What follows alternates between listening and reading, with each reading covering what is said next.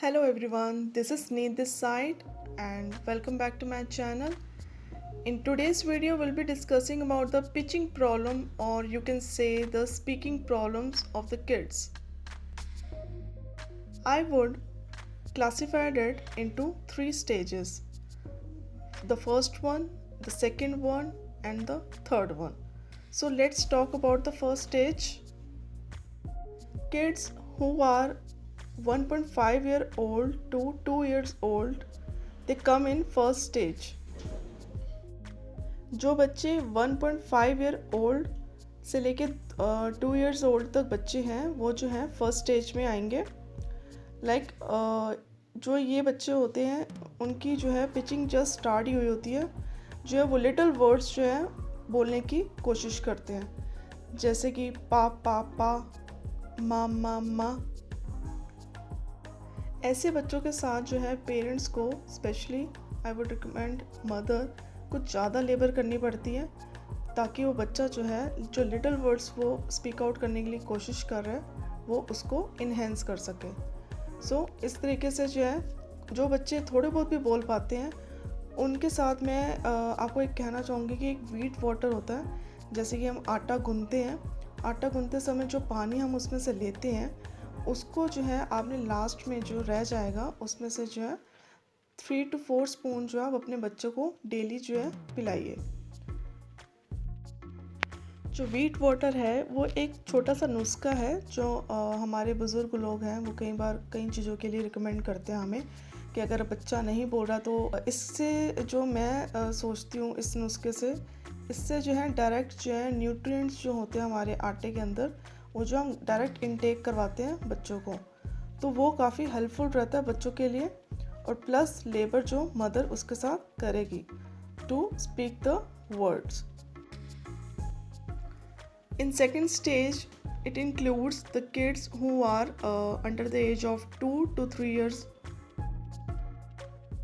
अगर आपके बच्चे 2 से 3 साल के एज के दौरान हैं और बट स्टिल वो नहीं बोल पा रहे या वो लिटिल वर्ड्स भी बोल रहे हैं एटलीस्ट, जैसे मम्मा मम्मा या पापा पापा, सो उनके लिए भी आई वुड सजेस्ट कि आप व्हीट वाटर जो है पिलाइए.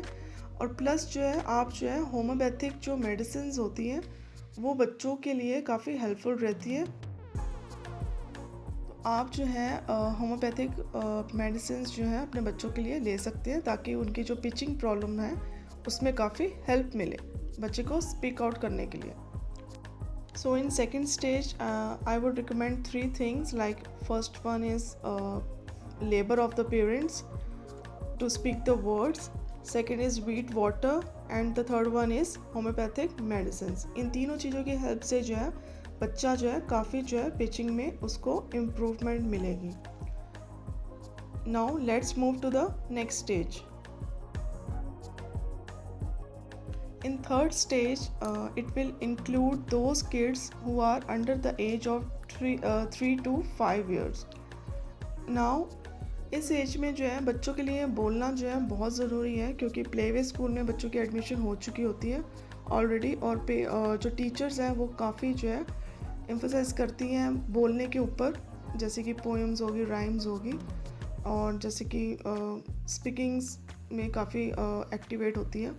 अगर बच्चा बोल ही नहीं पाएगा तो वो उसका प्ले वे स्कूल में जाने का आई डोंट थिंक कि उसमें कोई कुछ खास सीख पाएगा अदर देन सेटलिंग पीरियड के अलावा.